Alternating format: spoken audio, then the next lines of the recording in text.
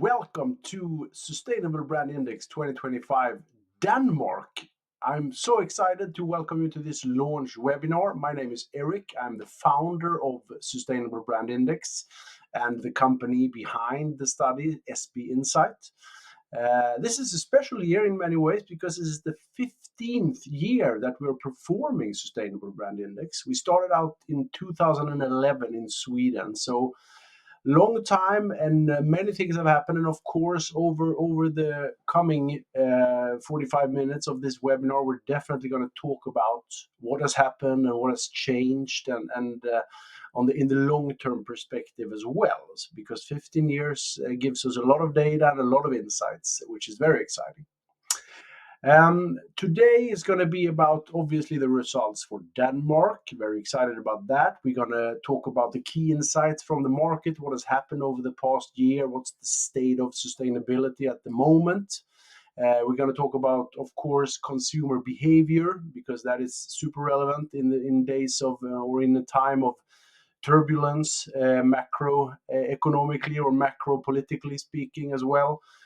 We're going to talk about sustainability communication for quite a while, some new things there compared to previous years. And then, of course, we're going to finish off with revealing the most sustainable brands in Denmark 2025 according to Danish consumers.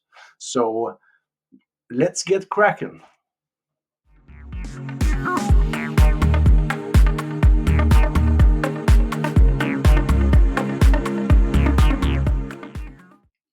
So before getting into the actual results, we have to go through a bit of a background. I mean, obviously there are some new people listening this year, which is great. And we definitely want to explain a bit what is Sustainable Brand Index, the history of it, but also, of course, how do we perform the study. So in order to do this, I've actually acquired some help. And I don't know if you know this about me, but I'm a big fan of circular economy and specifically recycling. So what I've done this year, to my help, I actually have myself this year as a help. So I'm going to recycle Eric from 2024 and let him talk a bit about, what is Sustainable Brand Index and how do we do it. Take it away, myself. We have been doing this for a long time now. We started out in Sweden back in 2011. Then 2 years later, we went into the Norwegian market, the Danish market, and the Finnish market. In 2017, we expanded into the Netherlands as well. And then since 2020, we're also in Estonia, Latvia, and Lithuania. So all in all, 8 markets today. Sustainable Brand Index is today Europe's largest independent brand study on sustainability. We're very proud of that. And every year, we interview more than 80,000 respondents about how they perceive more than 1,600 brands in these markets. So, how do we do it? How do we perform Sustainable Brand Index? That's a very good question. Let me walk you through the 4 stages of it. Number 1, desk research. We put a massive amount of time every year into looking around us, basically. What is happening in the market? What are key developments that we see? Economy, politics, social trends, etc. And of course, what are the sustainability topics that we see emerging among consumers and in society in general? So this is a lot of work, just looking around us and gathering that. And this is super important input that goes into the web surveys that we perform in the later stages. Stage number 2, web survey number 1. This is where we take all the insights and the results from the desk research stage and we put into a web survey where we want to interview consumers. We work with Norstat as our main supplier of consumer respondents. We access their panels and we ask our questions, basically. And web survey number 1 is very much about 2 things. It's brand assessments. What do people think about the brands from a sustainability perspective? And also some overarching consumer indicators regarding sustainability attitudes and sustainability behaviors. Stage number 3, web survey number 2. Having done web survey number 1, we collect the data, we look at it, we analyze it, and we see, maybe there are things here we want to examine further. If so, we put that into web survey number 2. On top of that, we also look at the in-depth perspective for each brand. So we analyze, or rather we interview consumers about between 25 to 30 different areas for the brand. What are the key drivers behind the perception of the specific brand when it comes to sustainability? Stage number 4, last but not least, turning data into insights. This is really the most important part, according to me. This is where we take the data from Web Survey 1 and Web Survey 2 and of course combine it with 14 years of having performed Sustainable Brand Index. So the amount of data is vast, and now we have to make sense of it. And this is what we do. And one part of that is really generating insights that we're going to share today in this webinar. And the other part is really tailored insights relevant for the brands on the list that we provide to them. All right, thank you so much, myself. Well done, Eric. I think, a bit pale, could work a bit on the tan, I think, but otherwise, great job. So hopefully now you get a good idea of how we performed the study and also a bit of the historical perspective. Again, 15 years now, so that's fantastic. We're very proud of that. Let's not drag it out any further. Next part of this webinar is about the key insights for the Danish market. Let's go.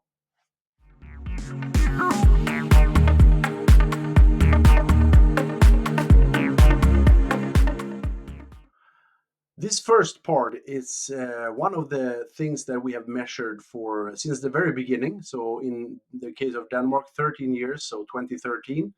And it's about the interest in sustainability, basically. So what we measure is how large a share of Danish consumers that talk about sustainability, discuss it with one another, either sometimes or often. So, doesn't mean that they go around thinking about sustainability all the time, but it definitely indicates an interest and an activity around the topic or topics rather.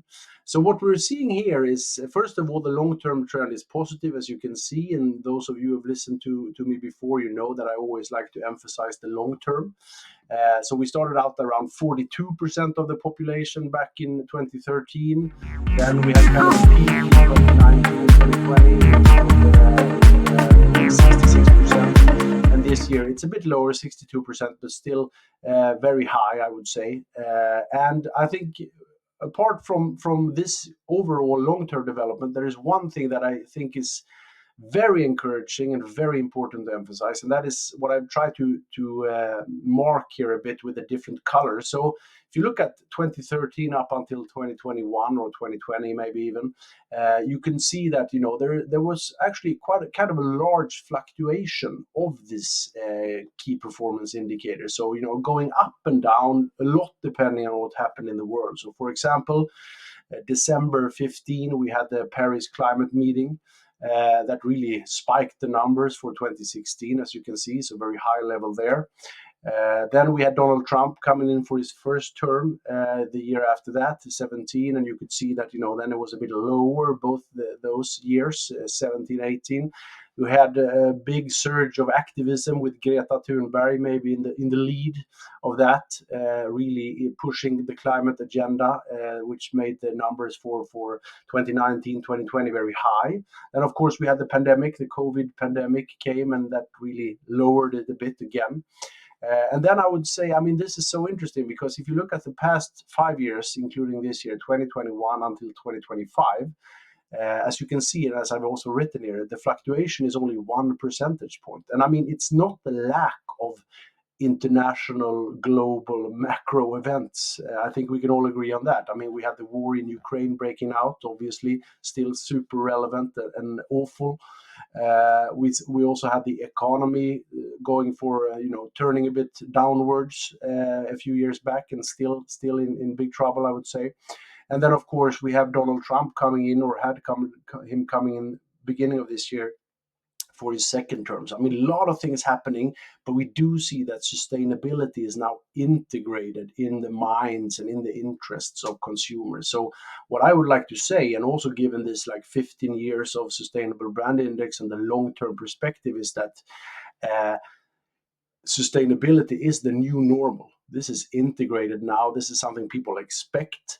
and that is great news. It doesn't get pushed away or bullied by anyone. It's actually integrated into the vast majority of the population. And this goes for the other Nordic countries as well. So this is actually very identical for all the four Nordic countries, which is also great news.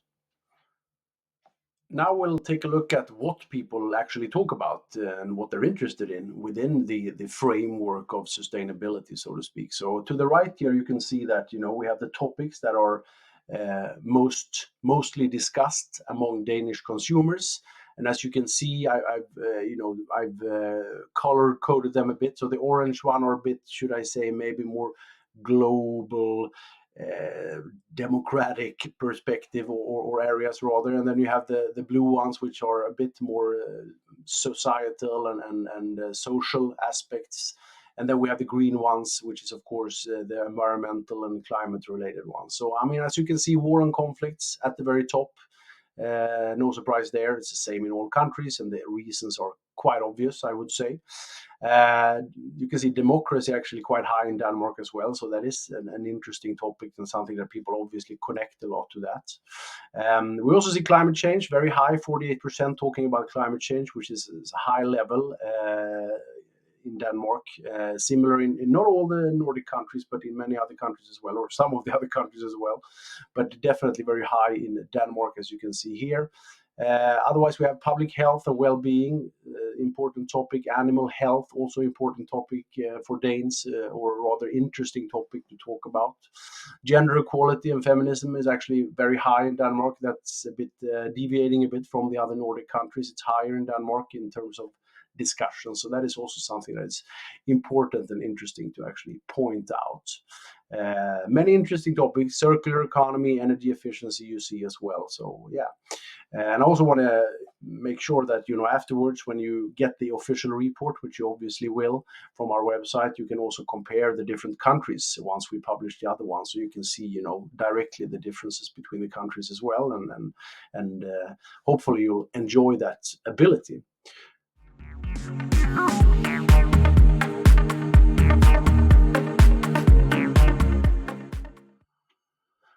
Finally, it's time to look at our cute behavior groups. We love them. We've been following these since 2013 in all the countries. So since the very first year in Denmark.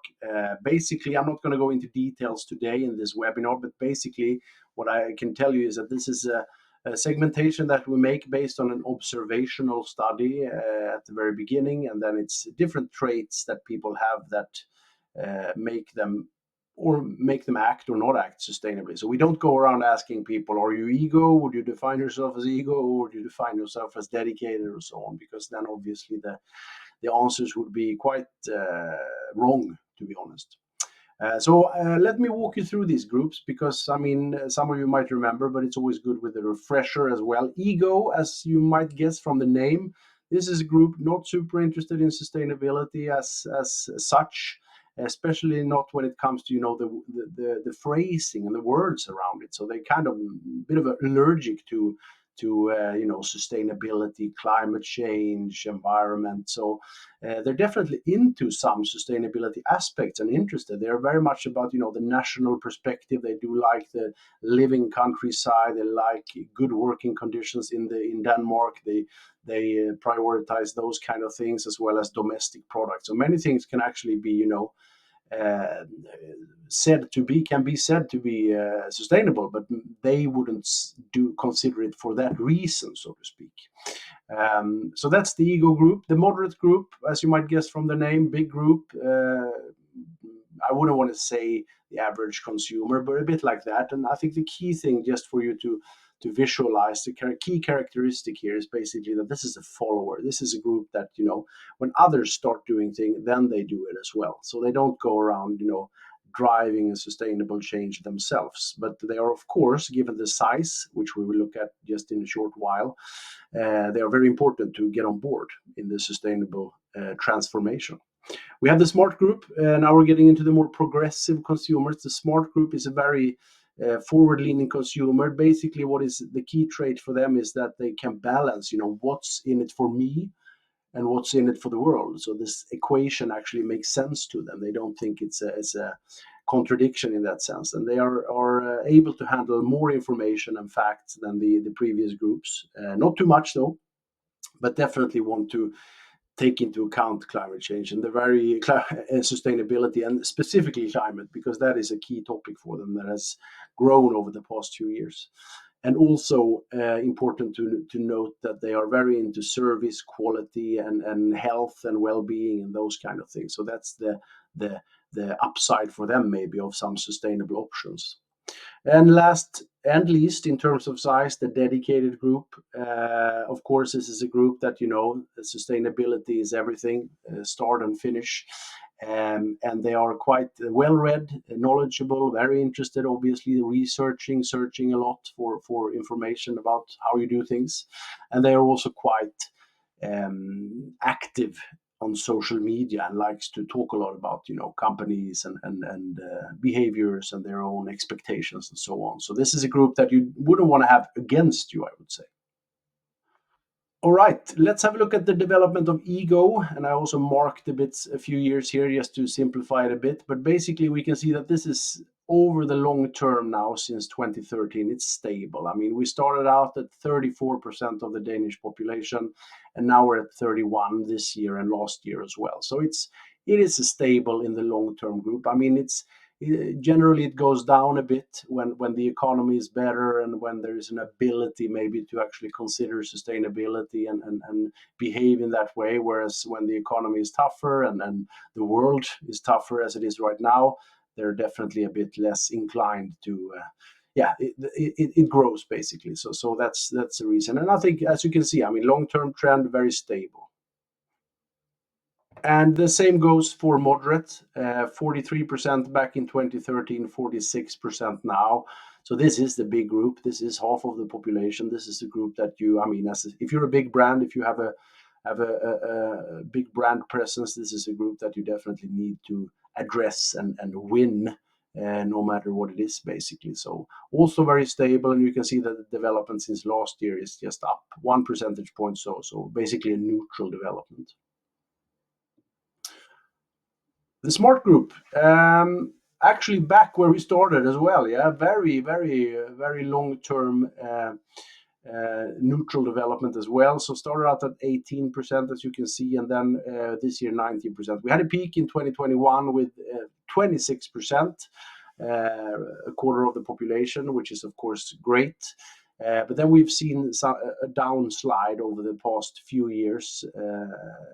So it is what it is. And again, we're talking about the economy, and we're talking about the ego going up in tougher economies, and then that means that the smart is going down, basically. So that's just how it works, and not necessarily, or rather, I would say, not because they don't care. It's because they don't have the ability to behave sustainably, maybe buying things that are sustainable and so on. So it's very much of a wallet perspective rather than a value perspective, and that's very important to emphasize. And the same goes for the dedicated group. So it's definitely been a relatively speaking, a huge drop from 13% 2 years ago to this year's 4%. But again, this is not about a value thing. This is about a wallet thing. So this is a group that was having trouble, struggling with maybe acting the way they want to act in terms of making sustainable choices. Many of them. So that is definitely a key challenge for them. And I should also emphasize that this, as well as the other group developments, very similar in all the Nordic countries. I would say that we can see that Denmark over the long term is a bit more stable than at least Sweden and Norway. But in general, very, very similar trends in all the Nordic countries. Let's summarize a bit. These are all the groups, as you can see. I'm not going to talk too much about them, but you can see this is where we ended up this year: 46% of moderate, 31 ego, 19 smart, and then 4 dedicated. And of course, as you can see, since 2022, they have actually switched places a bit, the ego and the smart group. So, I mean, this is a challenging thing. And there are two things. I actually only mentioned one before, the wallet perspective, the economy. The other thing is, and I this is something I really want to stress, that sustainability, as we know, is complex. Yeah, we all know that, working with sustainability, and we think it's complex. And of course, for a regular consumer, having a family, having a job, having hobbies, having other things to think about, knowing what to do and how to make a sustainable choice is really, really tough. So that is a key thing here as well, that they don't know what is a sustainable choice, how do I act sustainably, and that is really, really up to the companies and the brands to address this, I would say, because then we can maybe turn this a bit and hopefully get a bit more smarts at least. But the very other big essence that are, or big conclusion that I want to make here is that, this is stable. If you look at the long term, these are the groups, this is how they are, how big they are, and this is how it's going to be. Because we have to be very aware of the fact that, people may absolutely have an interest in sustainability, which I mentioned before. They may even want to behave sustainably, but they don't know how, and they don't always have the ability. So we can't sit around waiting for them to start acting. That's not going to happen. I'm sorry. That, I think this is very obvious, given that this is data back from 2013. That, this is where we are, and this is very much about, okay, what do we put on the market, rather than when do people actually start behaving in a different way? Because that's not going to happen to that extent that we actually need. I think it's very important to also address how to talk to these groups. So what we have here, just a quick reminder: ego from the very top, then moderate, then smart, then dedicated. And let's just assume, this is of course fictional, let's assume a fictional case where we want to sell sustainable product in the energy sector, or maybe an energy saving device of some sort. Yeah. So how do we frame this for the different types of consumers? Well, if you look at ego, cuts your electricity costs while keeping performance high. Yeah? Super straightforward, focusing on me, benefits for me, advantages for me, function and price. Yeah, that's what it is. Don't take into account. So we don't talk about sustainability, basically. The smart group, the moderate group, smart choices that keep your bills low without compromising comfort. So we still have the price aspect, that is a big value, saving money, but also the comfort. And I mean, this group is usually a bit more into the convenience, but also the family values and those stuff. So the comfort part is a bit warmer, I would say, in the communication here. And then we have the smart group. Then we start to add a bit more sustainability sprinkle or seasoning. Cutting waste means cutting costs, better for you and the world. So we have this balance that I mentioned before: what's in it for me and what's in it for the world. And then efficiency isn't just about saving energy, it's about doing things right, yeah, for the dedicated group. So this is a group that definitely they're into the efficiency part in this case, but also, of course, doing the right thing, acting on their values. This seems like a company that goes well with my values and so on. So pushing much more on the maybe even idealistic or altruistic aspect of this fictional product. So this is just one example of many that we could take, but this is just to give you an idea of how to talk to these different groups when it comes to sustainability, basically.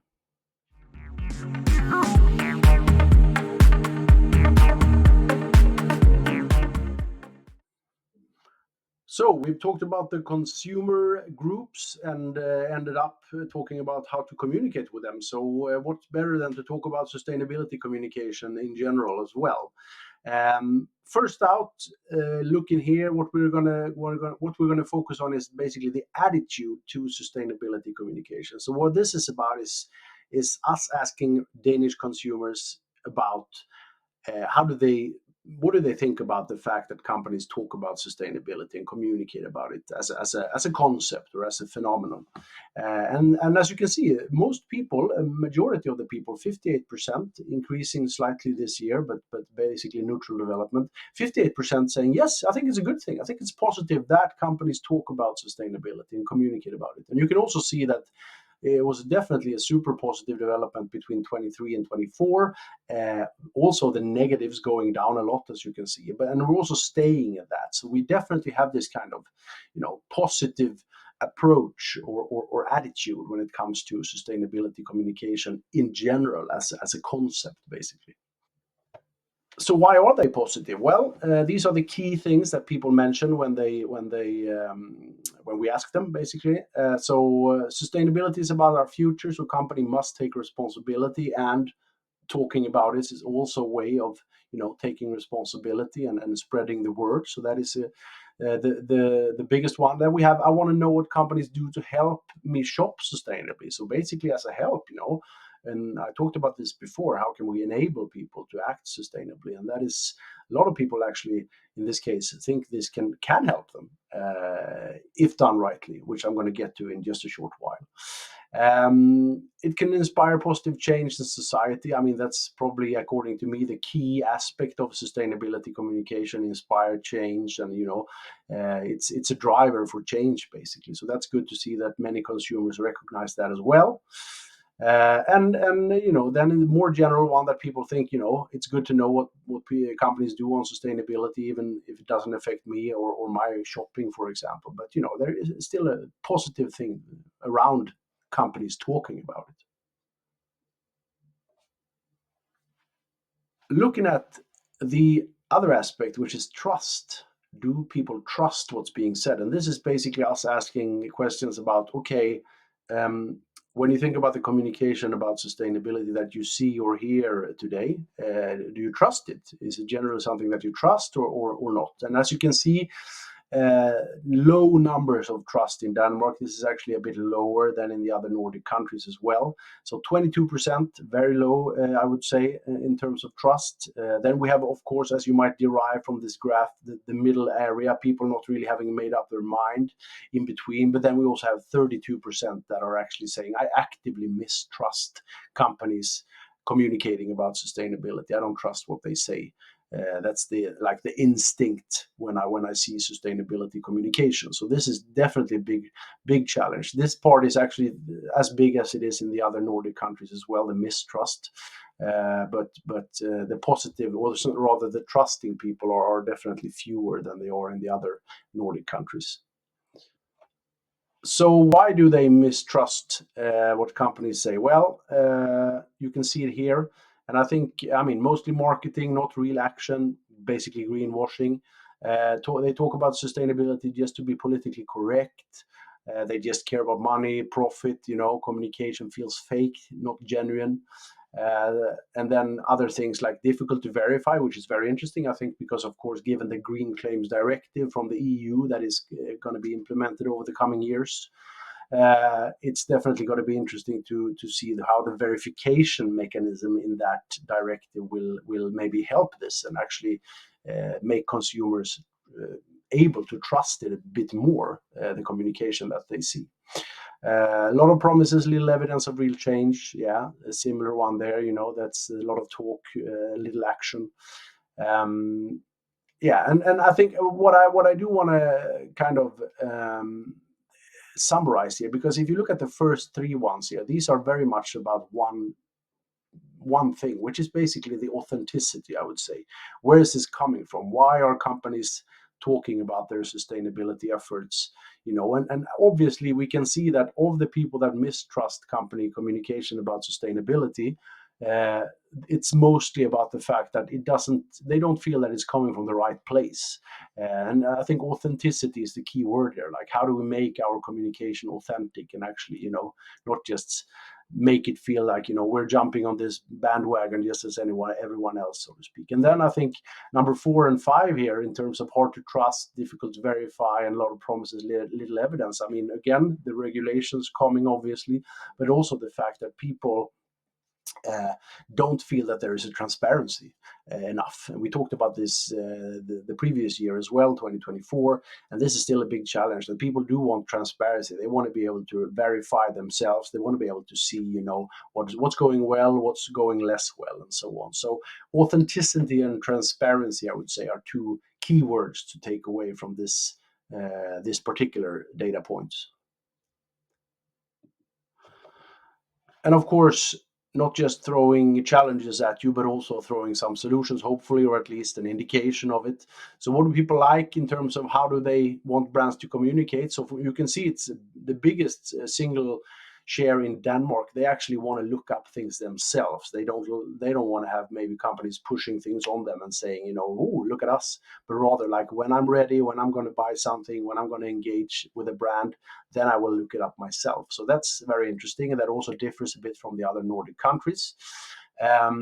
And then, of course, it should be number two here. You can see it should be also related to the product that is relevant in this case. If they're buying something, they want it to be about the product rather than maybe the big company behind it. So I think that is also something like more product centric rather than corporate communication about sustainability. Someone definitely appreciate in-depth info as well. So I mean, those are maybe more of the smart groups and dedicated groups wanting to really be able to dive in themselves. So that's another aspect of it. Whereas you can also see that some also prefer just basic info. So that differs a bit. But I think the key takeaways here are the top ones here. That it's many Danes want to look up themselves. So you have to be able to like, okay, we have it ready, we have it online, we have it whatever it would suit them. But also, of course, it's about the product in that case. I think those are interesting takeaways. And the key thing that people actually want and think is most credible is third-party labels and certifications. So that is really clear that is the one thing that people say is the best way to build trust and what they really want to see when it comes to sustainability communication. And this is also very interesting given the focus on third-party labels and certifications from the EU in the Green Claims Directive. Because one big purpose of the directive is, of course, to regulate this market of third-party labels much more.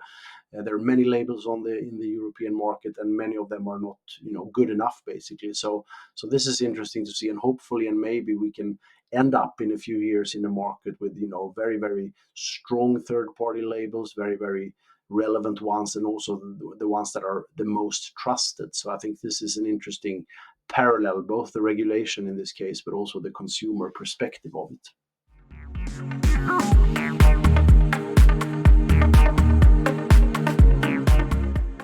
The ranking of Sustainable Brand Index 2025, Denmark.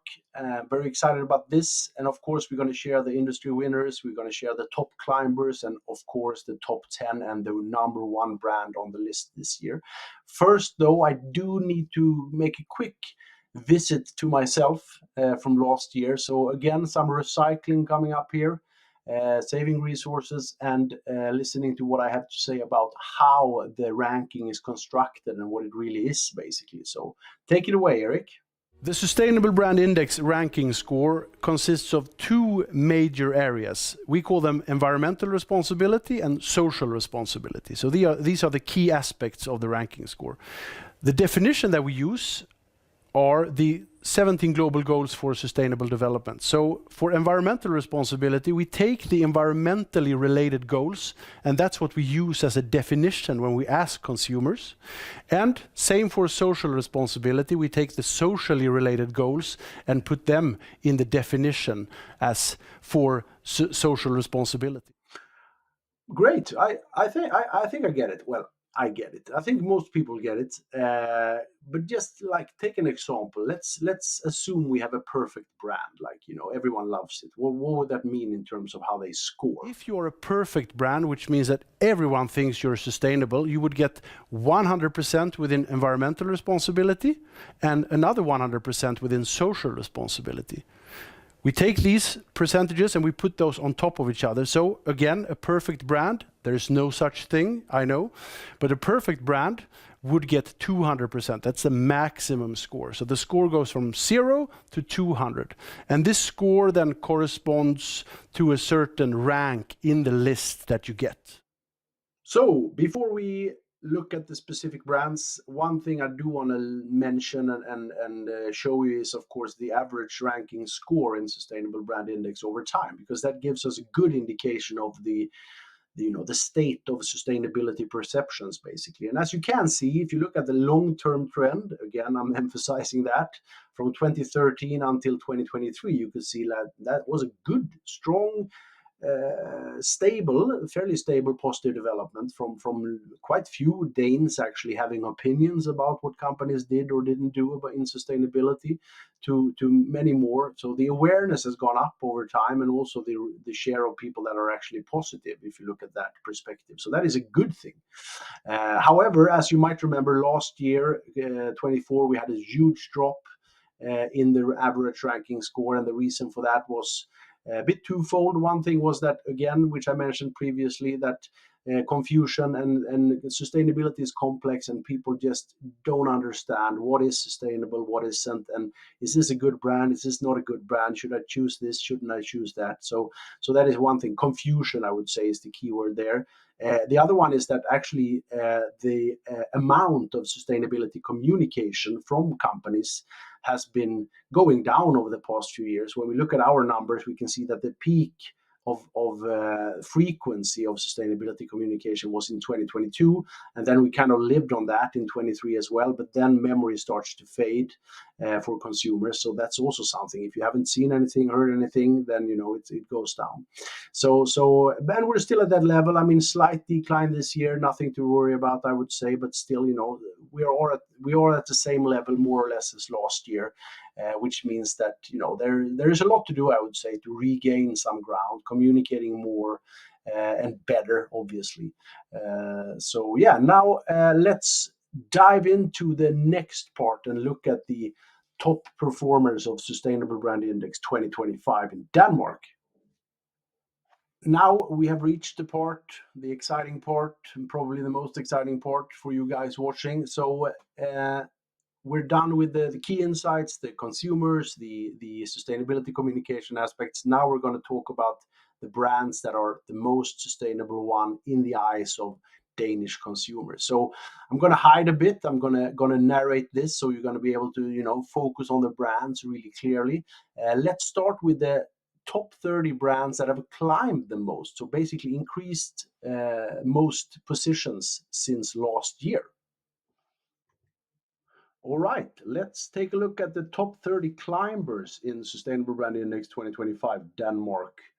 And here you have them coming through. So we have Castello actually climbing 90 positions, 90 ranking spots, which is a lot, I would say, out of all the brands, 260 brands in Denmark. So that's a great performance. Energy, 65 spots, also very strong. Uno X, 57, doing very well. Gjensidige, 51. We have Ilva, we have Danica, we have Norwegian, by Malene Birger, also. So a bit of a mix, I would say. I mean, you can see there are some finance brands, there is fuel, there is energy, there is food, there is car brand, Skoda, for example. So a bit of a mix. And I think all in all, what we can say is, well done. Congratulations to these brands climbing in consumer perception within sustainability since last year. The top 30 climbing brands since 2024.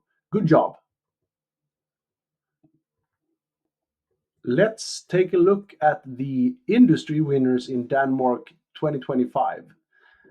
Some new ones, some old ones. Here they are. You have SAS coming in as number one in airlines again.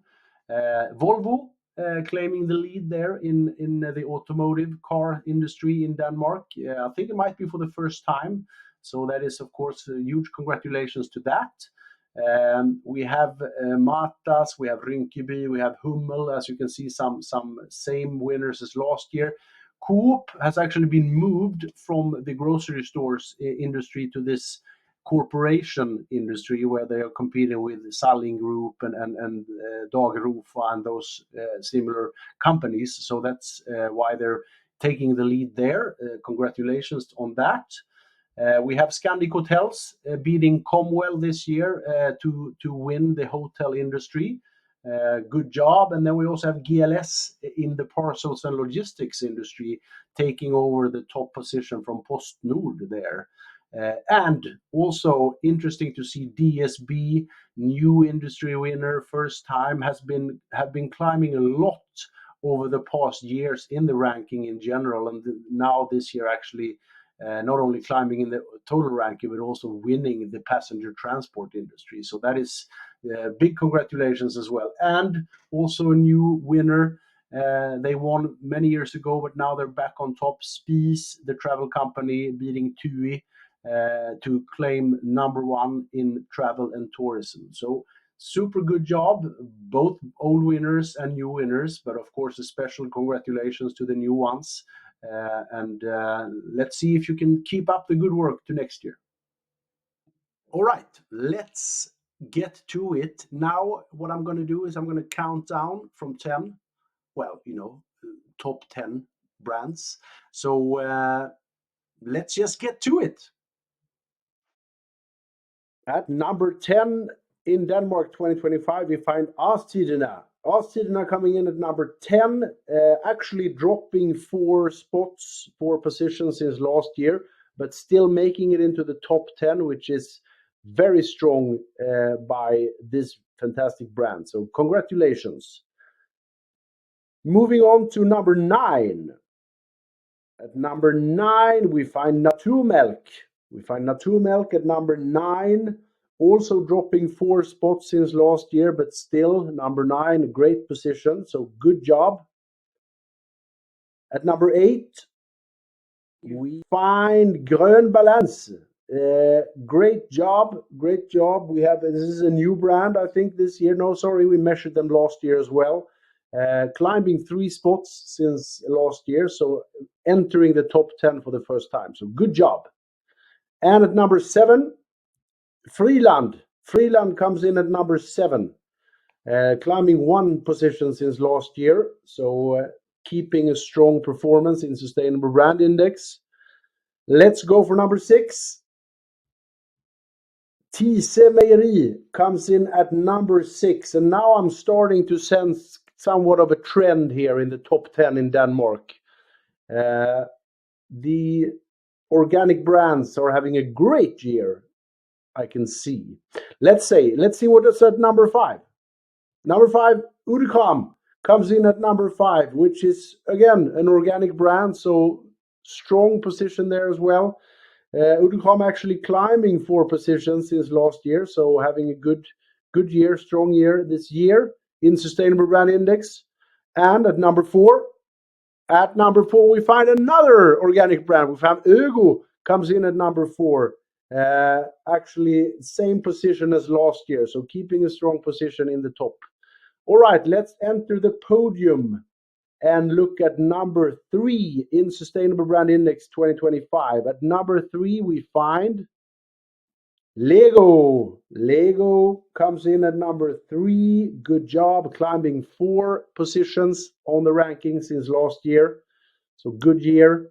At number 2, we find Rema 1000 comes in at number 2, taking the lead, obviously, in the grocery stores category, but also climbing 1 position in the overall ranking to number 2. Number 1, Sustainable Brand Index 2025 Denmark is Änglamark. Fantastic, great job from the team, by the team at Coop, and of course working with Änglamark. So great job, fantastic. Second year in a row, actually. Entered the study strongly last year as number 1, and now still keeping that strong position as number 1. So the most sustainable brand in Denmark according to Danish consumers.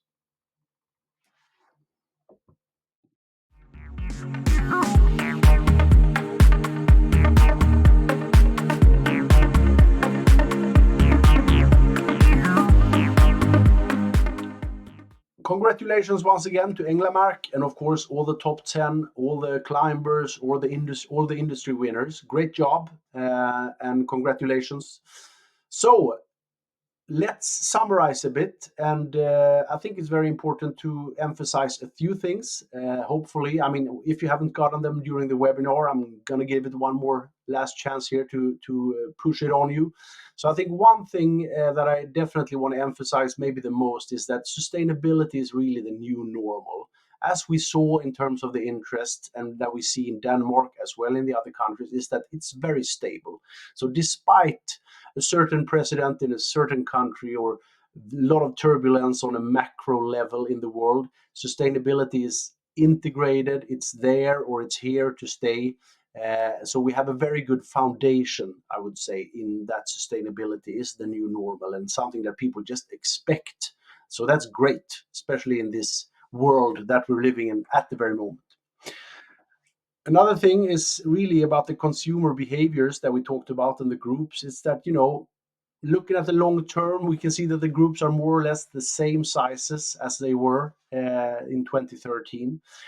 This means it is stable. Of course, it varies a bit depending on the economy and other things that may be impactful. But in general, people have a certain set of values, a certain set of perception of sustainability, like it or not, don't like it.